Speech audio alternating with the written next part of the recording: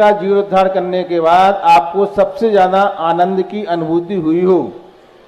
दूसरा, कोई क्षेत्र जिसका जीर्णोद्धार करना आपको सबसे ज्यादा मुश्किल लगा हो लेकिन फिर भी पूरा हो गया हो। और तीसरा, ऐसा कोई क्षेत्र जहां का जीर्णोद्धार करने की टीस आपके मन में अभी भी हो लेकिन आपने उसे समय के भरोसे छोड़ रखा हो।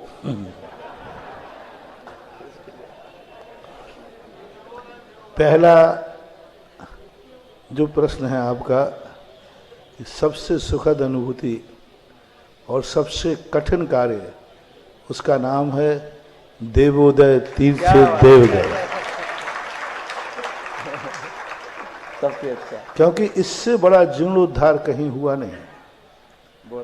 500 मूर्तियों का जीर्णोद्धार, और जिस दुर्दशा में किया, एक तो 500 मूर्तियों का, और दुर्दशा जो उस मूर्तियों की थी, एक भी मूर्ति चेतन नहीं थी, सारी मूर्तियां बिल्कुल धराशायी थी। एक भी, कोई भी हमारे लिए पूरे देवगढ़ में एक भी मंदिर, एक भी कुछ मूर्ति, कुछ भी नहीं था। इतना बड़ा और इतना डेंजर, और दूसरा सबसे ज्यादा कठिन था। कमेटी का सहयोग नहीं, कोई सहयोग नहीं था कमेटी। सबसे ज्यादा कठिन था।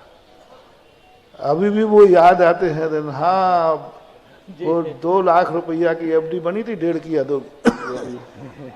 कमेटी ने कि जब जीर्णोद्धार की बात कही, वो अभी भी हाँ दिल में बात लगी है बिल्कुल।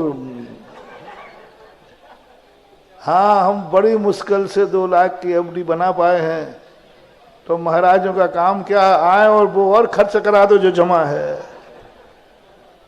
2 मीटिंग में जवाब मिला था।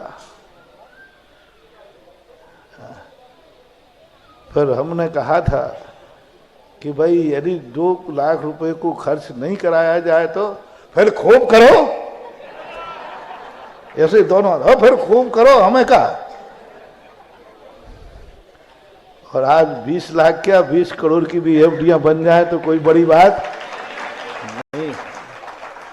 कठिन था, समाज का सहयोग कम था, कमेटियों का सहयोग कम था, सरकारी बाधाएं बहुत थी, राजनीति बहुत, सामाजिक राजनीति अब तो कम है, पहले बहुत ज़्यादा थी। यहाँ पर ललितपुर में भी बहुत ज़्यादा थी पहले, अब उतनी ज़्यादा नहीं है।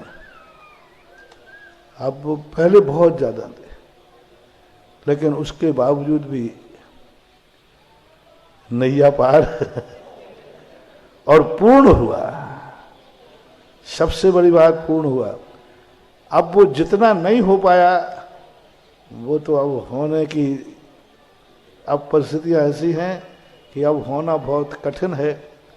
लेकिन सबसे बड़ी चीज, अब किसी को समय के भरोसे छोड़ दिया हो, तो अब जो देवगढ़ में बचा हुआ है वो समय के भरोसे छोड़ दिया, और क्या। जितना कर सकते थे वो किया, वो हुआ। बस बाकी बहुत सारे क्षेत्र हैं जीर्णोद्धार के लिए।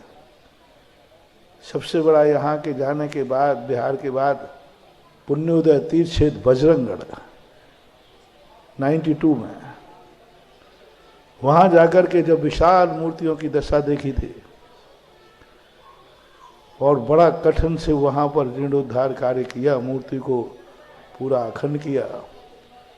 लेकिन विरोधियों ने जाकर के, हमारे पीछे तो पुलिस तो लगी ही रहती है, लेकिन गलीमत है कि पुलिस हमारी भक्त बहुत बन जाती तुरंत।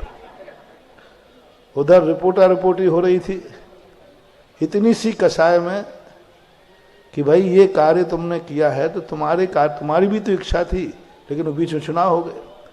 तो बोले कार्य तो अच्छा हो रहा है, लेकिन जिनके कार्यकाल में हो रहा है वो अध्यक्ष हमारे पार्षद चुनाव में विरोध में खड़े हुए थे। पर जब प्रशासन ने आके देखा तो प्रशासन ने हमारा तो सहयोग किया और उनको कहा कि मैं तुम्हें उठा के 151 में बंद करता हूँ। कोई 151 होती, अशांति फशांति कुछ होता है। तो वो भी एक संघर्ष था। तो वो ऐसे और भी क्षेत्र कई हुए लेकिन देवगढ़ उसमें नंबर 1 का था है।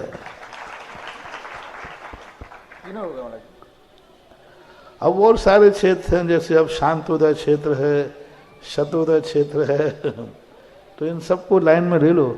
और दूसरी बात, मैंने तो आज तक कोई अपना क्षेत्र कोई पेटेंट किया नहीं और मैं करना भी नहीं चाहता हूँ, क्योंकि मैं अपनी क्षमता जानता हूँ। मैं क्यों एक क्षेत्र को पेटेंट करूँ? मैं तो ये औकात रखता हूँ, जहाँ बैठ जाऊँगा वही तीर्थ मेरा हो जाएगा, और वही तीर्थ का हमें विकास करना है। ये क्यों करें? जहाँ पहुँचो वही तीर्थ है, वहीं आसपास कोई ना कोई तीर्थ है। यदि एक तीर्थ पर बैठे रहते तो अभी बोलो कितने तीर्थों का क्या हो जाता? सारे दुनिया की संपत्ति समेट कर हम एक ही तीर्थ में लगाते रहते। तो यहीं देख लीजिए, यदि मैं देवोदय के लिए ही समर्पित होता तो शतोदय का क्या होता, शांतोदय का क्या होता, और परसों यशोदय तीर्थ क्षेत्र कैसे बनता? साधु को सूर्य के प्रकाश के समान होना चाहिए। साधु को सूर्य के समान होना चाहिए, जहां के किवाड़ खुले मिल जाए वहीं पर प्रकाश दे देना चाहिए, मेरा सोच है। विनीता जैन बीना।